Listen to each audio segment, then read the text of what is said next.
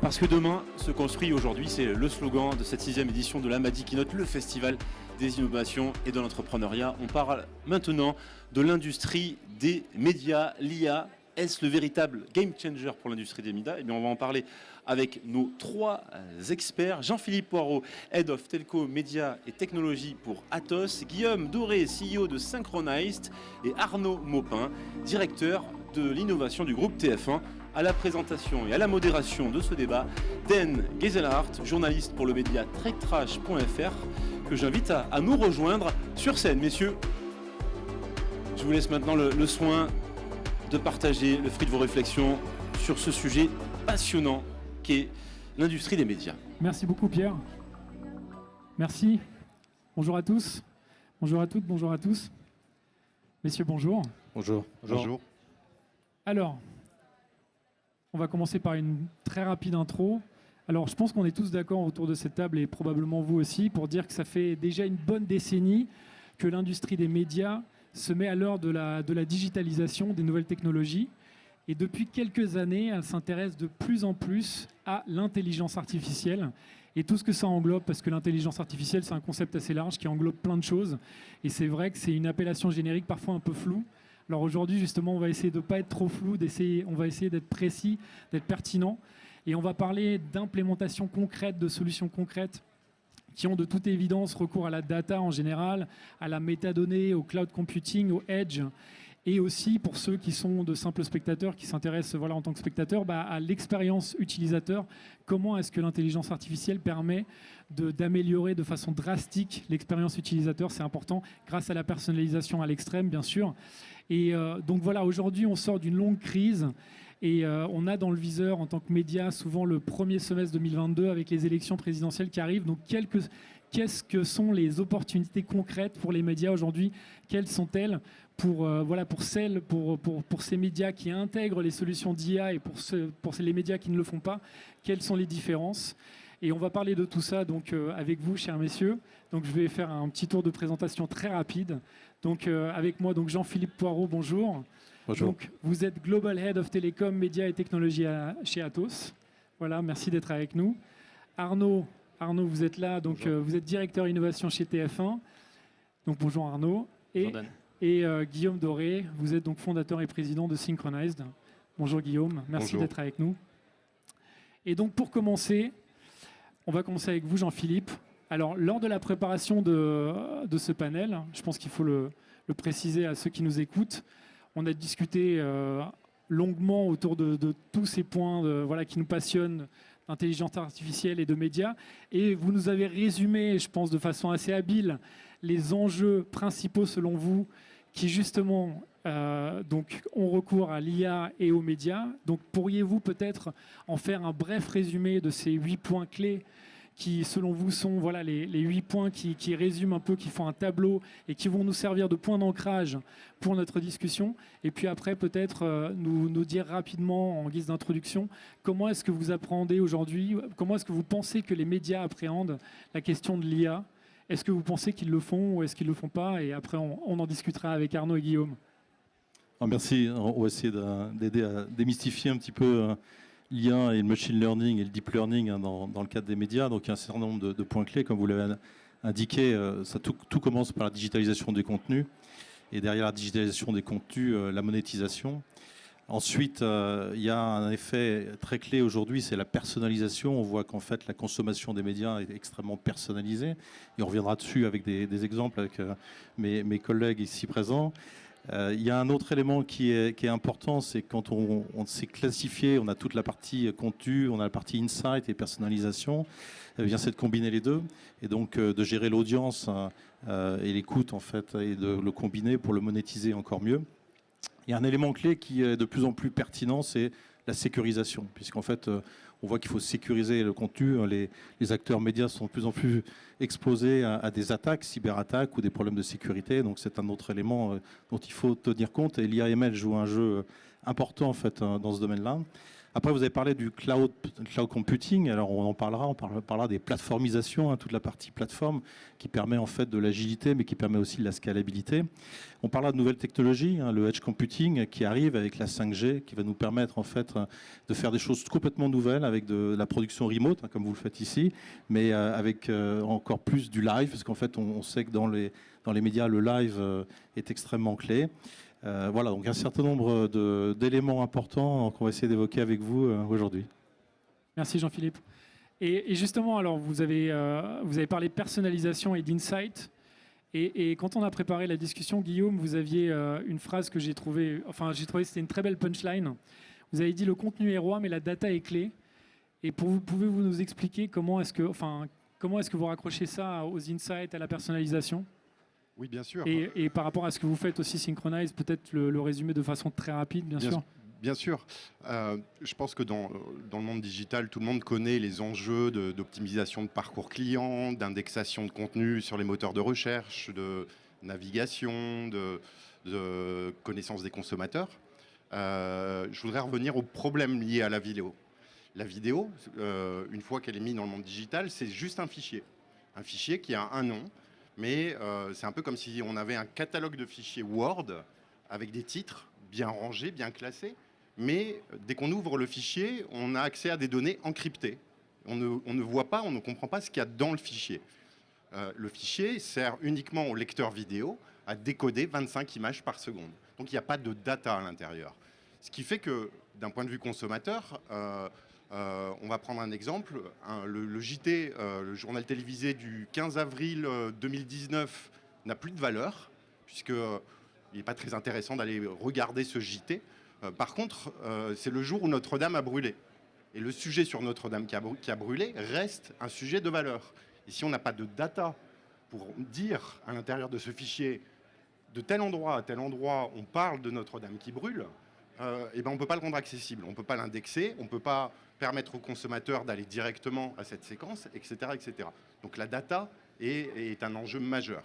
Et cette data, il y a deux façons de l'ajouter à un fichier vidéo. C'est soit manuellement, alors il y a plein d'exemples. Pour monétiser, on parlait de monétiser, c'est aller mettre des marqueurs pour dire à tel endroit on a le droit de mettre une coupure publicitaire. C'est un exemple très concret que tout le monde connaît. Le bouton pour passer le générique dans une série, il faut ouvrir le fichier, regarder où est le générique, mettre un marqueur au début du générique, un marqueur à la fin du générique, enregistrer tout ça dans une base de données. Donc c'est un processus qui est fait manuellement, qui est extrêmement coûteux et qui n'est pas scalable. C'est pas scalable du tout, c'est ce que j'ai envie de dire. Ouais. Et du coup, c'est là où l'enjeu de l'intelligence artificielle prend tout son essor. Et une solution comme Synchronize, qui est une nouvelle catégorie, parce qu'on a ce qu'on appelle les MAM, les Media Asset Management, qui vont gérer tous ces énormes catalogues de vidéos, mais l'extérieur des fichiers. Les solutions qui sont portées comme Synchronize de In-Video Intelligence vont, eux, aller regarder ce qu'il y a dans le fichier grâce à des techniques de computer vision, de machine learning, d'intelligence artificielle, et aller reconstituer de la data et l'indexer dans le fichier pour après permettre son indexation, sa recherche, la personnalisation des expériences utilisateurs, etc. Et alors justement, Arnaud, chez TF1, est-ce que vous utilisez cette solution-là, exactement celle dont parle Guillaume? Est-ce que vous en utilisez d'autres? Est-ce que vous pouvez nous en parler un peu? Oui, effectivement, nous on utilise ces solutions-là. En fait, l'enjeu pour nous, de façon assez classique, il est d'exposer le bon contenu au bon moment, dans le bon contexte, à la bonne personne. Et donc pour faire ça, en soi, en fait, on n'a pas vraiment besoin d'outils à la base. Mais dès qu'on veut scaler, dès qu'on veut proposer un catalogue de contenu de plus en plus riche, et finalement, typiquement, si on prend une plateforme comme MyTF1, on a complètement cet enjeu-là. À l'origine, MyTF1, c'était une plateforme de replay. Aujourd'hui, c'est une plateforme qui propose du contenu enrichi, qui propose du contenu AVOD, en linéaire, en non linéaire. Et donc ça, il faut qu'on soit capable de le traiter. Donc oui, effectivement, automatiser un certain nombre de tâches, c'est essentiel pour nous pour accompagner finalement cette croissance dans le contenu qu'on va proposer. Ce qu'il faut comprendre aussi, c'est que finalement, nous, le contenu qu'on propose, c'est du contenu qui va fédérer les gens. On propose du contenu de qualité qui va fédérer les gens. Et en fait, quand on dit la personnalisation, c'est pas forcément de proposer des contenus différents à chacun. C'est aussi proposer des expériences qui peuvent être différentes. Typiquement, un contenu comme quotidien, certains vont vouloir le regarder en live, d'autres en replay. Certains vont vouloir le regarder d'une traite, d'autres découpé. Certains vont vouloir identifier juste une séquence. Et pour faire ça, si on a de la data, si on est capable d'identifier des séquences dans le quotidien pour aller se dire j'ai envie finalement de regarder que cette séquence-ci et cette séquence-là, la data va nous permettre de proposer cette expérience enrichie. Qu'est-ce que vous voyez comme futur, enfin là on parle donc de la personnalisation, là de façon très concrète, ce que vous faites avec Synchronize chez TF1. Est-ce qu'il y a une étape d'après en fait à ça? Est-ce qu'il y a une étape encore supplémentaire à la personnalisation? Est-ce que finalement en tant que spectateur j'arrive et j'ai, je sais pas, un contenu encore plus personnalisé, mais j'ai déjà l'impression qu'il est déjà très personnalisé, mais est-ce qu'on peut aller plus loin? En fait, il y a aussi toute l'expérience. Non, mais il y a toute l'expérience qu'on va proposer aux utilisateurs qui est typiquement, nous on utilise la techno de Synchronize pour faire toutes les vignettes sur MyTF1. Donc les vignettes, c'est les images d'illustration. Et en fait, historiquement, on traite en général les contenus les plus consommés, qui sont plutôt sur notre home, avec un niveau de qualité qui est très fort. Et en fait, les technos comme Synchronize va nous permettre de traiter toute la long tail en proposant le même niveau de qualité. Et c'est un moment quand on veut proposer, quand on va avoir une promesse d'excellence sur une plateforme comme celle de MyTF1, c'est juste essentiel de pouvoir utiliser des technos comme Synchronize. Voilà. Et justement, cette question de la personnalisation, ça nous mène à la question du filtrage et du filtrage sous toutes ses formes, mais aussi par rapport aux fake news. Est-ce que, comment, grâce à un travail opéré sur la data et au filtrage, il est justement possible de limiter la propagation de fausses informations? Est-ce que c'est des situations que vous rencontrez, et même Jean-Philippe, je ne sais pas si vous voulez réagir par rapport à ça? Alors, tout à fait, je pense que on va en plus faire face de plus en plus avec les technologies nouvelles de l'événement instantané où en fait tout le monde peut parler et peut parler en fait à travers les réseaux mondialement. Donc il y a un vrai besoin en fait de filtrer l'information. Donc les moteurs des AML permettent de le faire, permettent de reconnaître en fait les voix, ils permettent de comparer un auteur par rapport à des écrits précédemment. Donc ça on le fait pour certains clients avec le machine learning. Il y a aussi un processus d'éducation, je pense aussi vis-à-vis de l'ensemble des auditeurs et de l'audience, c'est de faire attention à toute l'information que l'on a et de vérifier en fait les sources de l'information. Bon, je pense que de plus en plus on aura des acteurs majeurs comme TF1 ou d'autres qui sont des acteurs de confiance, qui mettent de l'information de confiance. Donc ça va être très important demain. Et puis après, il y a des technologies qui permettent de sécuriser la distribution de l'information de bout en bout, de l'encoder, de l'encrypter. On est sûr que du journaliste sur le terrain à l'arrivée dans le studio, l'information est bien la même et elle a bien été protégée et encryptée. Et ça, c'est typiquement le rôle de ce que vous faites chez Atos. C'est le rôle d'Atos. Alors, on a fait beaucoup d'événements dans ce sens-là. On a géré l'ensemble des Jeux Olympiques et toute la diffusion média sur les Jeux Olympiques qui viennent juste de se terminer. Et je peux vous dire que c'est un sacré événement en termes de scalabilité, de taille. On reparlera peut-être du cloud derrière, de la sécurisation. C'était un événement majeur à filtrer l'information, à donner la bonne information, parce que tout le monde va avoir les bons scores. Et justement, on va en reparler, mais de façon très concrète, quand vous parlez de sécurisation des flux, ça veut dire quoi exactement? Alors ça peut être de l'encryptage avec des clés en fait de sécurisation, mais c'est aussi de l'identification, donc identifier en fait l'auteur et l'arrivée. Donc on a différentes techniques qui permettent de le faire. Ok, et du coup, pour en revenir à vous, quand on parlait justement en tant que média, donc Arnaud chez TF1, qu'est-ce que vous pouvez faire, comme on disait, par rapport au filtrage et à la propagation de fake news? Est-ce que c'est un sujet qui vous concerne ou pas tant que ça finalement? Nous, on n'est pas tant concernés par l'aspect modération parce que finalement, le contenu, on le maîtrise. Ouais. Et finalement, sur le filtrage, on peut mettre des technologies d'IA, mais on dirait qu'on est plutôt sur une partie modération. En revanche, nous, ce qui nous intéresse, c'est toutes les technologies d'IA qui vont nous permettre en fait, de traiter l'information, de la qualifier. Dans tout le travail finalement au sein de la rédaction, je l'évoquais tout à l'heure, finalement on a des cellules de journalistes qui vont vérifier l'information, on a des cellules qui s'appellent les vérificateurs qui font déjà un travail formidable au quotidien pour vérifier si une information est vraie ou fausse. Typiquement, je ne sais pas, pour ceux qui ont suivi le débat de la primaire écologiste, voilà, on a fait un dispositif avec un QR code qui permettait justement d'avoir accès à un fil conducteur qui allait vérifier l'information. Mais on se dit demain, finalement, la technologie, l'IA, elle est capable de nous amener encore plus loin.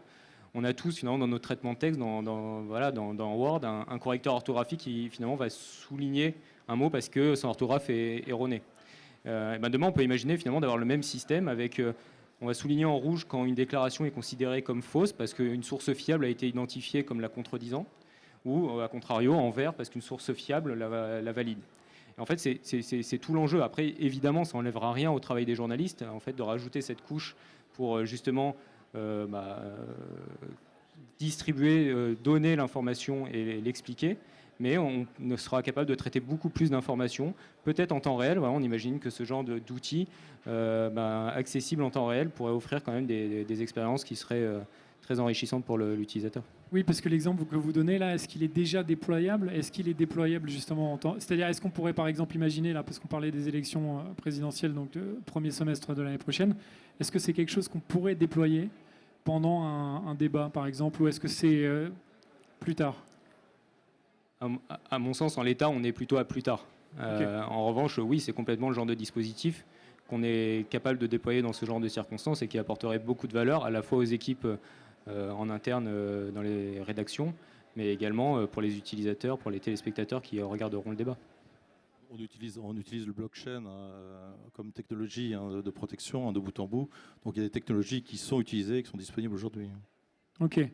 Et Guillaume, est-ce que c'est des types de choses sur lesquelles vous travaillez aussi avec Synchronized ou Nous, on travaille sur les contenus qui sont produits ou acquis par les chaînes de télévision, donc qui sont effectivement maîtrisés. Oui, c'est donc l'enjeu est plutôt de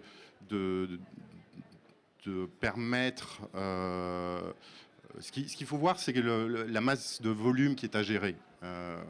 On parle très souvent des milliards dépensés par Netflix en contenu. Je crois que c'est 17 milliards cette année. Et on parle très peu des dépenses R&D, qui sont de 1,9 milliard et qui croient de 17% chaque année. Et cette R&D, elle se positionne sur la data. C'est pour automatiser, extraire un maximum de data et l'exploiter au maximum. Et cette masse d'informations, qu'elle soit fake news ou nécessaire à exploiter au mieux un catalogue vidéo, il faut l'aide de la machine.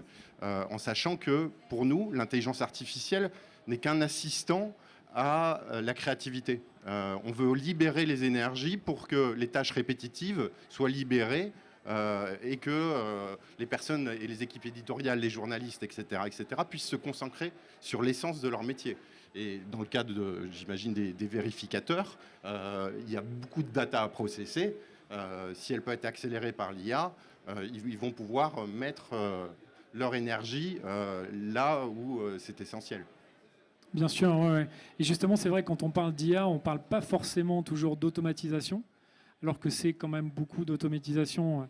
Et du coup, aujourd'hui, à quel stade de cette automatisation en sommes-nous, pardon? Justement, vous qui donc faites ça concrètement avec votre entreprise. Je vais donner un exemple sur un sujet de R&D qu'on est en train de travailler en ce moment, c'est la génération automatique de bandes-annonces. Promouvoir le contenu, ça devient essentiel, puisque les catalogues sont tellement grands qu'on ne sait plus quoi regarder. Promouvoir ce contenu nécessite donc de faire un montage d'une séquence courte de 15, 20, 30 secondes. C'est extrêmement coûteux. Ça veut dire qu'il faut 1 ou 2 journées de montage. Quand on a des catalogues de 10 000 heures qui arrivent par mois pour enrichir une offre, ça devient quasi impossible. Donc là où arrive l'intelligence artificielle, c'est que on est en train de développer une technologie qui va faire quelque part du reverse engineering, c'est-à-dire prendre un film et être capable de revenir à l'état de storyboard. C'est dans le storyboard qu'est la data. C'est là où on dit telle séquence, telle scène, il y a tel acteur, la caméra va faire tel et tel mouvement. En pouvant reconstituer cette data, on va pouvoir refaire un montage tout en respectant les règles du montage pour pouvoir en faire une séquence plus courte et donc automatiser un process et accorder le bénéfice aux consommateurs de ces contenus de promo pour leur permettre de mieux choisir leur contenu.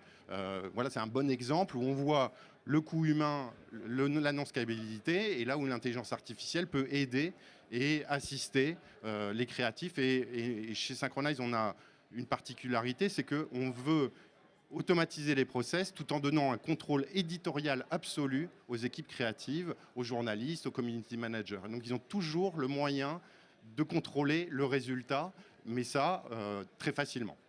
Arnaud, vous voulez rajouter quelque chose sur l'automatisation chez TF1 par exemple? Est-ce que vous voyez Oui, effectivement, on a souvent intégré de l'IA au début. Je ne sais pas si c'était d'ailleurs toujours de l'IA, on parlait d'automatisation, mais en fait, ce qu'il faut voir, c'est que l'automatisation, finalement, c'est mettre de la techno pour automatiser des tâches qui peuvent être très répétitives. Et ça, finalement, je ne dirais pas que c'est compliqué, c'est pas très compliqué à faire parce qu'en fait, on va interagir sur un segment qu'on va remplacer. Et à la fin, on a un bénéfice qui est souvent un gain de temps ou un gain de qualité. Donc, c'est des choses qu'on sait faire assez facilement. Mais après, on peut aussi accompagner en fait ces évolutions-là en se disant qu'on va introduire plus d'intelligence. Typiquement, quand on dit qu'on est sur de la recherche de contenu, au début, on était capable de rechercher une vidéo dans nos archives où on pouvait identifier, je ne sais pas, Emmanuel Macron avec Barack Obama, par exemple. Bon, voilà, ça c'est faisable. Et après, on se dit finalement, on est capable de rajouter plus d'intelligence en se disant, on va détecter cette scène-là, mais une scène où il se serre la main. Bon, là, il faut quand même rajouter un peu plus d'intelligence. Et on voit qu'on peut finalement aller beaucoup plus loin sur l'enrichissement en data de nos contenus. Et donc voilà, c'est là-dessus qu'on travaille, c'est là-dessus qu'on est capable d'enrichir progressivement. C'est pas forcément des substitutions binaires qui restent figées dans le temps. Alors justement, avec l'automatisation vient forcément la question de la scalabilité. Et c'est là où je vais me retourner vers vous, Jean-Philippe. La scalabilité des réseaux, justement, vous en parliez un petit peu avec les JO. Qu'est-ce qu'on peut dire aussi par rapport à ça? Comment est-ce que vous voyez la scalabilité des réseaux de diffusion dans les années qui viennent? On est face à une transformation importante qui est en cours, parce que déjà les médias étaient en retard il y a quelques années, ils sont tous passés dans le monde digital, ils sont passés sur le réseau IP, ils sont en train de passer dans le cloud. Donc si je prends des exemples de ce qu'on a fait côté Atos en gérant les Jeux Olympiques, c'est énorme. Bon, plus de 4 milliards en fait de personnes qui regardent les Jeux Olympiques. Dans un environnement où en fait le nombre d'attaques, aussi je parlais de sécurité, le nombre d'attaques a fortement augmenté. Juste pour avoir des chiffres en tête, 500 millions d'attaques sécurité. Attendez, 500 millions au moment de Rio, 4 milliards au moment de Tokyo. Ah oui, c'est impressionnant. Donc 800 alertes sécurité par seconde. Vous voyez le niveau en fait d'alerte qu'il y a, avec en fait des alertes d'attaque, avec même des cyberattaques, avec des moteurs d'IA/ML embarqués dans la cyberattaque. Donc il faut avoir pour pouvoir réagir. Vous voyez, même l'IA/ML là nous sert à protéger en fait complètement l'environnement de sécurité. Et puis en termes de diffusion et de scalabilité, les événements live, c'est plus de 100 millions d'événements live à distribuer dans l'ensemble des médias. Donc on gérait l'arrivée du flux central et on le distribuait aux broadcasters derrière. Donc une énorme scalabilité. C'est une des premières fois où l'ensemble en fait, des Jeux Olympiques était traité dans le cloud complètement avec tous ses bénéfices. Et vous pensez qu'on peut aller encore plus loin? Alors j'ai cru comprendre que le edge computing, donc j'imagine que vous connaissez ça beaucoup mieux que moi, ça permet d'aller encore plus loin dans la scalabilité. Est-ce que vous pouvez nous expliquer ça juste en oui, deux, trois mots? En quelques mots, pour un peu le vulgariser, le concept c'est un peu technique, mais ce que l'on voit, c'est qu'aujourd'hui 80% des données sont traitées dans des data centers et 20% au bord des réseaux télécoms. Et on pense que dans l'avenir, ce sera l'inverse, c'est-à-dire qu'il y aura 80% très proche de la source et 20% plutôt dans les data centers. Exactement l'événement qu'on vit aujourd'hui. C'est-à-dire qu'ici, on est là, vous captez l'information, vous la diffusez aussi largement que possible. Et de plus en plus, ce que l'on voit aujourd'hui, c'est que pour capter l'information, surtout vous en avez des grands événements live comme un match de foot, et bien aujourd'hui, la plupart des chaînes de télévision, ils apportent en fait des camions pour capter en fait le flux broadcast. Demain, vous aurez un nœud de computer qui avec toute la capacité, qui a des temps de réponse extrêmement rapides, c'est de l'ordre de 2 millisecondes, qui permettront de capter les événements live. Donc on va avoir une explosion des événements live qui vont être diffusés, en plus avec les plateformes dans le cloud d'un point de vue général. Donc vous avez des événements très régionaux, même en France, qui pourront avoir une visibilité mondiale d'un seul coup, tout en live. Et comme on sait que le live, c'est la monétisation, on voit tout de suite qu'il y a un contexte là entre le live, la monétisation, la sécurisation, les potential fake news, et il faut arriver à gérer tout ça. Justement, en tant que média, qu'est-ce que ça change pour vous, cette avancée technologique du edge?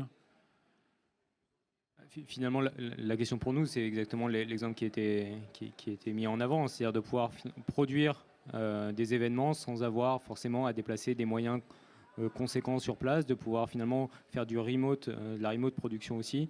Donc voilà, on voit que tous ces enjeux-là, c'est aussi pour nous des gains pour ne pas déplacer des équipes, voilà, pour avoir plus de réactivité, pour éviter aussi les questions. Parfois, c'est aussi basique que de pouvoir transporter du matériel, obtenir les autorisations, les délais. Enfin voilà, on a tous connu ça dans les années où on faisait de la production sur place, et donc effectivement pouvoir disposer d'outils qui nous permettent de faciliter en fait ces démarches-là et la production, en ayant évidemment, voilà, vous doutez bien, sur des événements tels qu'on peut les diffuser avec un niveau de qualité qui soit aussi fort que ce qu'on pouvait faire avant, avec un niveau aussi de sécurité sur toute la partie cybersécurité, c'est juste essentiel.